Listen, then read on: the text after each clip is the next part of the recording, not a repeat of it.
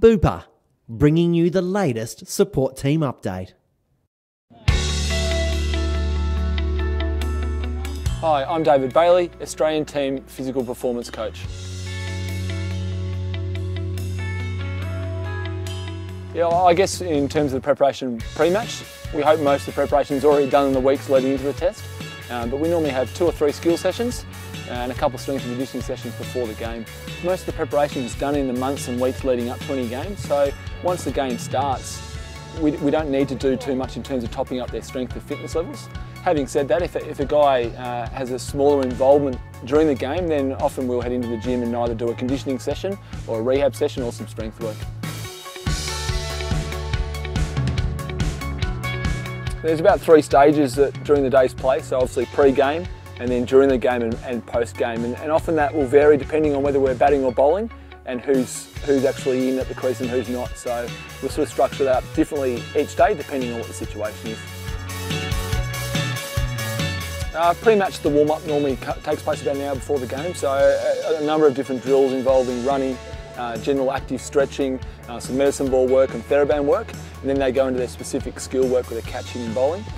During the game, in terms of between the breaks, the guys are generally pretty good. They don't need to do too much, so the guys might come in in their own time and bowl a few balls, do a little bit of active movement, but generally by that stage they're pretty much warm and ready to go.